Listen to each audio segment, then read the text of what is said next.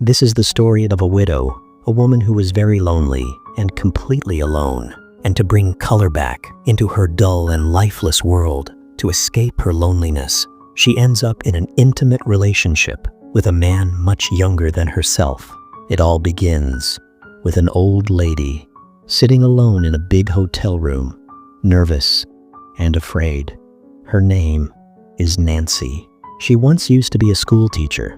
She also had a husband, but he passed away 2 years ago, and now she's deeply lonely, completely alone, and she wants to free herself from that loneliness. Then suddenly, there's a knock on the door. Nancy slowly opens it, and standing there is a young man named Grande. Actually, Leo is a professional. He gets paid to make women happy, and today he's here to make Nancy happy. But Nancy is scared. She's nervous because this is the second man in her entire life with whom she will be intimate. She still loves her husband deeply, but physical need is also something real, something that must be fulfilled. So Leo tries to comfort her. He kisses her gently. He sits beside her. He talks to her. And in that quiet room, between fear and desire, a lonely woman begins to feel alive again. He drinks wine with her. But Nancy just wants to get it over with. She wants to do the job quickly. But the truth is, she has absolutely no idea how to be with a man like him. Because Leo is so much younger than her. And Nancy, she's in her older years, feeling embarrassed, awkward, and full of hesitation. But Leo smiles gently. He comforts her. He says, "You know, my last client, she was 82. And suddenly, Nancy feels a little more confident. Then she opens up. She tells him that she's never ever experienced an orgasm in her entire life. She had moments of closeness with her late husband, but never the joy, never the spark that she always longed for. So Nancy begins to tell Leo a story from when she was just 20 years old. She was on a trip with her parents, and there she met a boy, someone who caught her eye the moment she saw him. That night, Nancy couldn't sleep. She stepped outside for a walk, and there he was, the same boy, standing in the dark, smoking a cigarette. He looked at her for a long, quiet moment. Then slowly, he walked over to her and gently touched her neck. Nancy froze, her heart racing. As he leaned in and kissed her, his hands began to explore her body. And for the first time, Nancy felt something so real, so alive, so different. But just then, suddenly, a car's headlights flashed over them. The horn blared loudly. Startled, the boy ran away into the dark.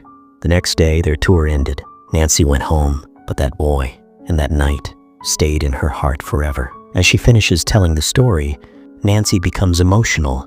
Tears shimmer in her eyes. Leo watches her, and then gently, he leans in and kisses her. The moment ignites something between them, and soon, they become intimate.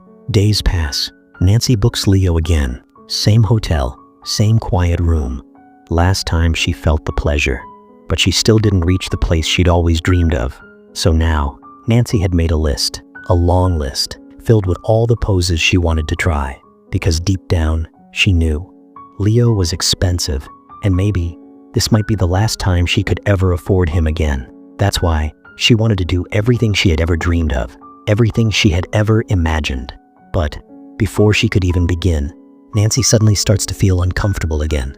Her heart begins to race. Her hands tremble. She's nervous, scared, almost like she's losing control. Leo notices this, and to lift her spirit, to bring back her confidence, he plays some music. Both of them start dancing, slowly, gently, the rhythm melting the tension away. After the dance, Leo begins to give her a massage. Nancy whispers softly, "Take off your shirt." Leo unbuttons his shirt and removes it, and as Nancy looks at his body, something inside her awakens, a rush of emotion she hadn't felt in 20 years, a warmth, a spark that she thought was gone forever. But even then, she hesitates. She says she wants to take off her own shirt, but there's discomfort in her eyes. She feels old. She feels that her body is no longer beautiful. That time has stolen away her charm. Leo gently takes her hand and leads her in front of a mirror. He helps her remove her shirt and whispers, "Look at yourself," he tells Nancy. He's been with many women before, and many of them were just like her, shy, unsure, unfamiliar with what intimacy truly means. But Nancy misunderstands him. She thinks Leo is trying to suggest that she should keep booking him again and again. She feels insulted, angry. She snaps at him. "I didn't call you here for that. I booked you for a reason. And you'll do exactly what I asked." Leo feels hurt, deeply. His warmth disappears. The openness between them fades. He stops being playful. He stops being gentle. And now, he's just doing his job. As he prepares to continue, Nancy suddenly stops him again. Leo looks into her eyes and quietly says, "You know, there are some clients who book me just to talk, to have someone to sit beside, to spend a little time with. Some like to talk dirty, just for the thrill, but there are a few who actually enjoy my company, who like being around me." He pauses for a moment, then adds softly, "But with you, I like your company." Nancy's expression changes. Her anger melts away. Her heart softens. Confidence returns to her eyes. She smiles, and finally, she lets go. And in that moment, Nancy and Leo become truly intimate. In the next scene, Nancy had booked Leo again. But this time, she was different. This time, Nancy was confident. Every move she made, every word she spoke, carried certainty and grace. She was happy with Leo. His company made her feel alive. She enjoyed every moment they shared. And yet, something was still missing. For almost 30 years, Nancy had never experienced an orgasm. Not once. So now, lying beside Leo, she starts talking, asking questions, personal questions. She asks, "If your mother, your father, or anyone in your family found out what you do for a living, how would they feel?" Leo grows quiet. Nancy keeps talking, curious, persistent, wanting to know more about the man behind the name Leo Grande, because by now she's figured it out. Leo Grande isn't his real name. It's just a mask, a professional alias. But Nancy doesn't stop. She keeps pressing him again and again until finally, Leo loses control. He stands up. Anger flashes in his eyes. He starts getting dressed, ready to leave. Nancy, startled, says, "Wait, don't go." But Leo snaps, his voice sharp. "I came here to do my job, Nancy, to make you happy, not to answer your questions. I did what I was supposed to do, and now I'm leaving." He turns to the door. "And don't you ever book me again." Those words cut deep. Nancy freezes. Her heart sinks. Leo storms out of the room. Nancy sits there, broken, silent, and alone. Moments later, there's a knock at the door. Nancy hesitates, then opens it. Leo's back, but his tone is cold. "I'm not here to talk," he says quietly. "I just came to grab my phone." He starts searching, moving things around. But as he does, his emotions spill out. He tells Nancy the truth, how his parents abandoned him, how his mother left him behind, how his father never wanted to know him. "I was thrown out, unwanted," he says, his voice trembling. "I was just a disappointment, a mistake." Nancy listens, her eyes filling with tears. She sees not a confident young man, but a lonely boy who never got the love he deserved. Leo leaves again. Nancy is left with a silence that feels heavier than before. Days pass, and now we see Nancy sitting alone in the hotel cafe. She's waiting for someone. Then Leo walks in. Nancy looks up, surprised. "Thank you for coming," she says softly. "I didn't think you'd forgive me. I didn't think you'd even show up." Leo smiles faintly. "Honestly, I didn't think I'd come either, but I'm here." He sits down. "I owe you an apology, Nancy, for how I acted that night, for the things I said. I'm truly sorry." Nancy listens quietly. Leo continues, "I didn't book this meeting for work. I don't want anything from you. I just wanted to see you again, to know you're okay." He pauses, his voice softening. "You know, in my whole life, I never really had joy, never felt truly connected to anyone. But spending time with you, for those few days, I found something real, happiness, warmth, a reason to live." Nancy smiles faintly, emotional, but calm. Leo adds one last thing. "I've changed too, Nancy. I finally had the courage to tell my brother about my work. And guess what? He didn't care. He just accepted me." For the first time, both Nancy and Leo sit across from each other, not as client and escort, but as two broken souls who helped each other heal. Leo takes a deep breath and begins to open up. He says quietly, "My brother told me my mom will never speak to me again, not after what she saw that night." Nancy listens, silent but deeply moved, and then Leo reveals the truth, the reason his mother hates him so much.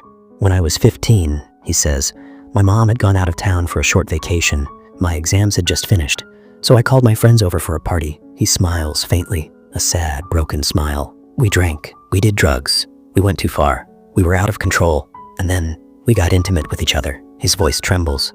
Right then, my mom came home early. She saw everything. And in that moment, she felt nothing but shame, humiliation, a long pause. Leo looks down. That night, she threw me out. She told everyone her son was dead, that Leo no longer existed. She never wanted to see me again. Nancy's eyes fill with tears. The pain in his voice, the weight of years of rejection, it breaks her completely. A quiet moment passes between them. Later, they go back to the room, but this time, they're not strangers anymore. Not a client and a worker. They act like lovers, gentle, kind, real. They make love, not for pleasure, but for connection, for healing. Nancy enjoys every second of it, every touch, every breath. But even now, she doesn't reach orgasm. It's something that's escaped her for 30 long years. Leo prepares for a second round. As he gets ready, Nancy looks at him, his bare body in the soft light, and suddenly, her heart begins to race. A strange, beautiful warmth spreads through her. For the first time in her life, she feels satisfied, not because of what happened, but because she finally feels alive. Afterwards, Leo and Nancy lie together quietly. They know this is their final goodbye. Nancy says softly, "Maybe we'll never see each other again." Leo smiles, a gentle, knowing smile, and walks away. Nancy stands before the mirror, the same mirror Leo once held her up to, the mirror where she couldn't see her beauty before. But this time, she does. She sees herself, truly, completely. She smiles, not for anyone else, but for herself. And in that reflection, Nancy finally finds what she was searching for all along: peace, confidence, and love for the woman she's become. And with that, the story comes to an end. Thanks for watching. If you enjoyed this, hit like and subscribe.